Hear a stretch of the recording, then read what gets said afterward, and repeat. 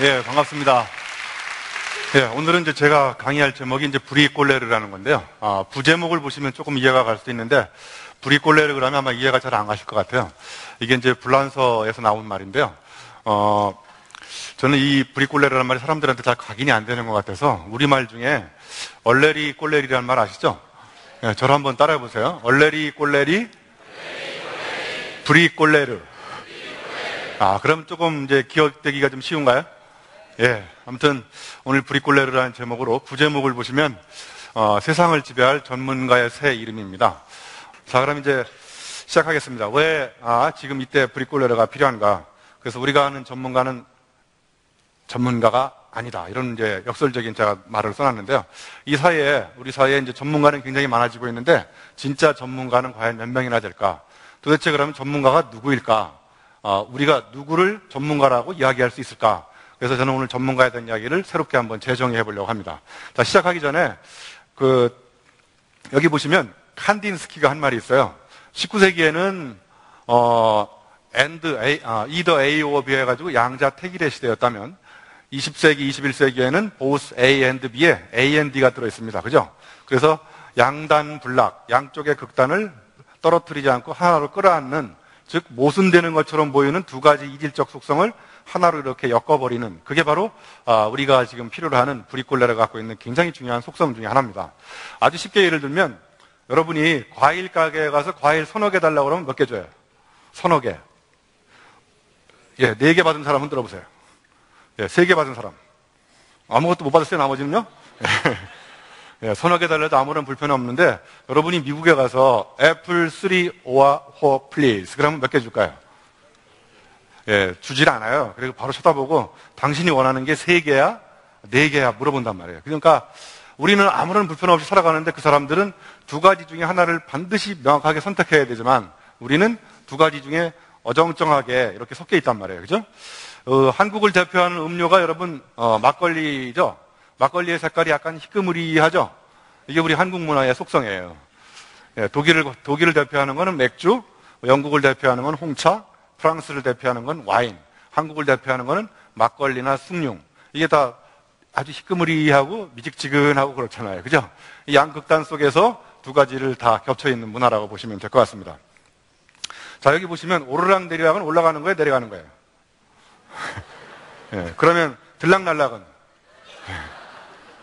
자, 그러면 시원섭섭한 건 시원한 거예요, 섭섭한 거예요? 이 두 가지를 시원섭섭을 영어로 표현할 수 있나요? 예, 참으로 어렵죠? 자, 그러면 보일락말락, 이건 보이는 거예요, 안 보이는 거예요? 여러분, 도저히 영어로 표현할 수 없는 우리의 독창적인 언어입니다. 바로 브리꼴레르는 두 가지 이질적인 극단을 하나로 끌어안으면서 새로운 문명을 창조하는 인재라, 이렇게 보시면 될 것 같습니다. 자, 이제 제가 브리꼴레르 책을 쓰면서 갖게 된 문제의식 3가지가 있는데요. 첫 번째는 우리 사회의 전문가에 대한 문제의식입니다. 잠시 후에 또 설명을 드리겠지만 여기 보시면 답답한 전문가도 있고 멍청한 전문가도 있고 무늬만 전문가도 있고 마지막으로 이제 제가 잘 관심을 갖고 있는 게 싸가지 없는 전문가예요. 밥맛이 없고 재수 없어 보이는 전문가예요.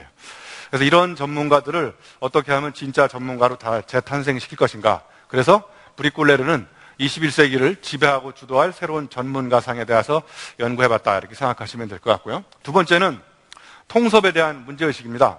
우리 기업에 가면 통섭형 인재를 키운다고 그러는데 에드워드 윌슨이 쓴 통섭책을 우리 최천 교수님이 번역을 해서 일반인들이 많이 알게 됐는데요.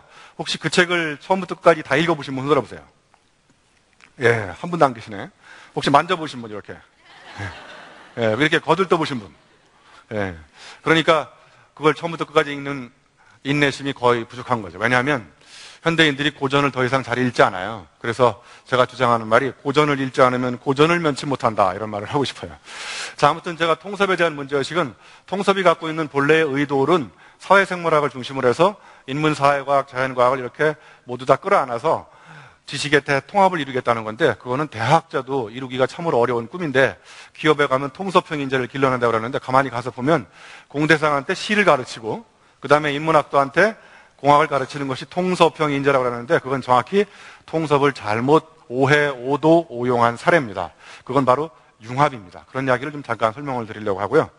자, 그래서 이제 무늬만 통섭에서 그리고 참으로 현실적으로 이루기가 불가능한 그런 꾸민 그런 통섭을 하지 말고 누구나 다 조금만 노력하면 융합을 할 수 있다는 겁니다. 그래서 여기 맨 밑에 한자로 보시면 통섭이 거느릴 통자에 아우를 섭자가 있고요. 오른쪽에 보시면 소통할 때 통자가 있고 건널 섭자가 있잖아요. 그러니까 하나로 아울러서 이렇게 집어삼키고 이렇게 뭔가 누구를 포섭하려고 하지 말고 먼저 소통을 하면서 경계를 넘나들면서 무엇이 우리가 소통할 수 있는 것인지 같이 힘을 합쳐서 시너지 효과를 내면 뭐가 더 잘 될 것인지 이런 걸 먼저 따져보자는 겁니다. 그래야 진정한 의미의 통섭이 일어나지 않을까. 그래서 저는 오늘 통섭에 대해서 한번 의도가 정말 의심스럽고 왜 우리가 굳이 하나로 통합하려고 하는지 이런 의문을 가져봅니다. 자세한 이야기는 제 책을 보시면 나옵니다. 자, 이제 두 번째는 전문가에 대한 이야기. 아까 말씀드렸듯이 1번부터 4번까지 1번이 무슨 전문가예요? 한번 크게 읽어보세요. 두 번째는? 세 번째는? 네 번째는?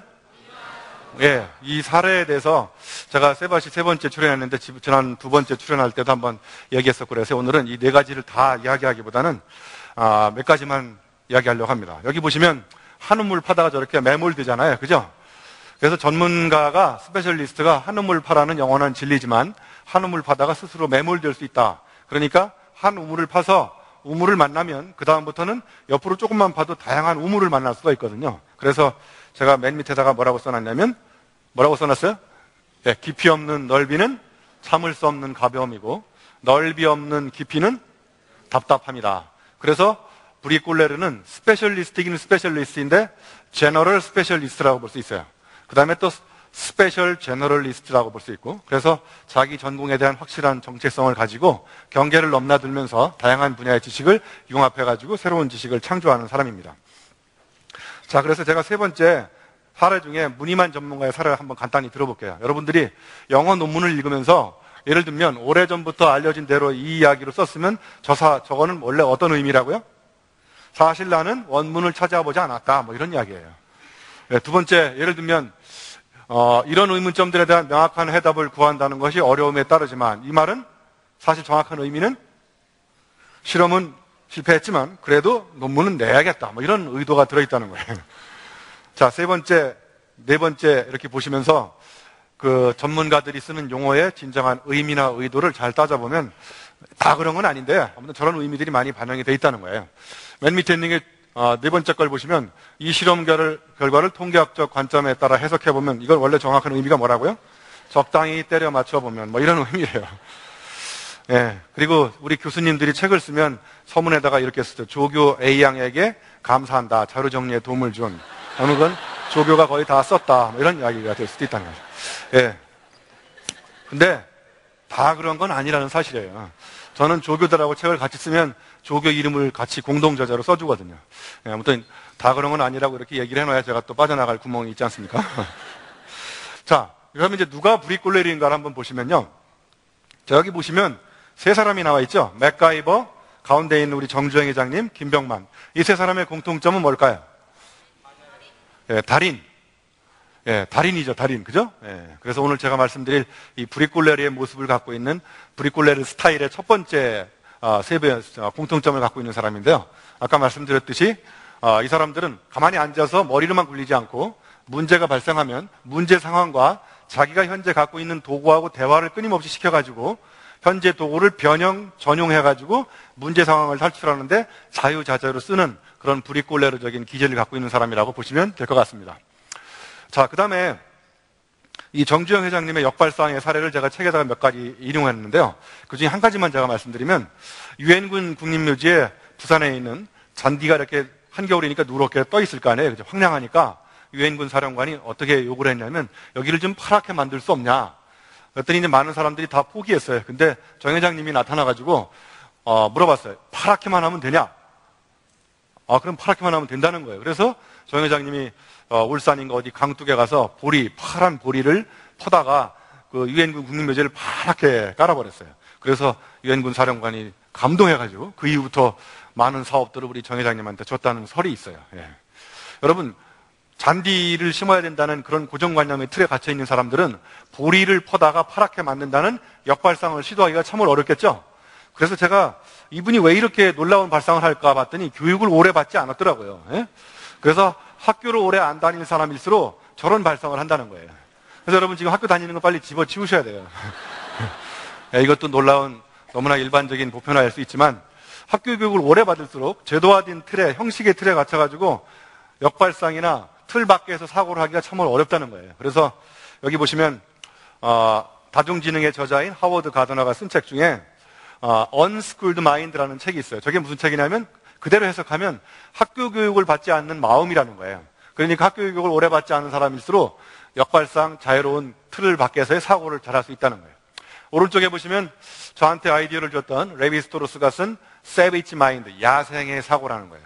즉 오늘 제가 말씀드린 브리콜레르는 제도화된 교육 또는 어떤 틀에 박힌 사고에서 벗어나가지고 길들여지지 않는 사고를 자유롭게 하는 그런 야생적 사유의 소유자가 브리콜레르다, 이렇게 보시면 될 것 같습니다.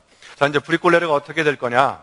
여기 왼쪽에 보시면 메비우스의 띠 모형이 있죠. 그래서 메비우스의 띠를 모형을 가지고 제가 이제 브리콜레르가 되는 걸 그림으로 그려봤는데요. 왼쪽에 보시면 정보의 바다고, 오른쪽에 보시면 뭐예요? 지식의 바다죠. 그래서 볼록 렌즈로 정보를 초점을 맞추면 까만 종이가 타듯이 세상에 있는 지식 정보를 편집해가지고 나의 전문성에다가 갖다 붙이는 것이고요.